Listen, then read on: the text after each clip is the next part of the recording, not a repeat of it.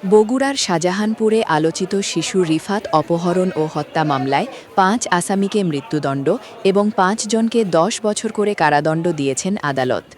রবিবার দুপুরে বগুড়ার নারী ও শিশু নির্যাতন দমন ট্রাইব্যুনাল ১-এর বিচারক আনোয়ারুল হক এ রায় ঘোষণা করেন। রায় ঘোষণার সময় মামলার ১১ আসামির মধ্যে ৮ জন আদালতে উপস্থিত ছিলেন। মৃত্যুদণ্ডপ্রাপ্ত আসামিরা হলেন আবুল কালাম আজাদ, সেলিম ইসলাম, মেহেদি হাসান, রাজু মিয়া এবং মোহাম্মদ সাগর। এর মধ্যে সেলিম ইসলাম ও মোহাম্মদ সাগর বর্তমানে পলাতক রয়েছেন। রাষ্ট্রপক্ষের আইনজীবী অ্যাডভোকেট আলী আসগর জানান, ২০১৮ সালের ১৫ জুলাই শাহজাহানপুর উপজেলার খাদাস গ্রাম থেকে ৮ বছর বয়সী শিশু রিফাতকে অপহরণ করা হয়। অপহরণের পর তার পরিবারের কাছে মুক্তিপণ দাবি করা হয়। তবে অপহরণের ৩ দিন পর উপজেলার পোয়ালগাছা ভদ্রাবতী সেতুর নিচ থেকে উদ্ধার করা হয় রিফাতের মরদেহ। এ ঘটনায় নিহত শিশুর বাবা এনামুল হক বাদী হয়ে শাহজাহানপুর থানায় ১১ জনকে আসামি করে মামলা দায়ের করেন।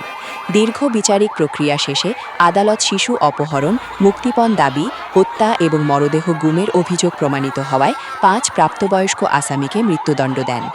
এছাড়াও ঘটনার সময় অপ্রাপ্তবয়স্ক থাকা অপর ৫ আসামির বিরুদ্ধে অভিযোগ প্রমাণিত হওয়ায় তাদের প্রত্যেককে ১০ বছর করে কারাদণ্ড দেওয়া হয়েছে।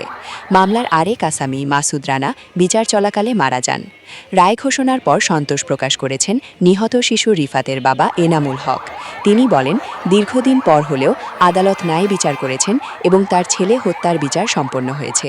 আজকে বগুড়া নারী এবং শিশু নির্যাতন দমন ট্রাইব্যুনাল ১-এর বিচারক মোহাম্মদ আনোয়ারুল হক সাহেব এই মামলার রায় প্রদান করেন। ট্রাইব্যুনাল মাননীয় আদালতে মোট আসামি ছিলেন হচ্ছে ১১ জন। এর ভিতর একজন আসামি মৃত্যুবরণ করে। উপস্থিত আছে ৩ জন অ্যাডাল্ট সাবালক এবং ৫ জন নাবালক শিশু। এই ২ জন আসামি পলাতক আছে।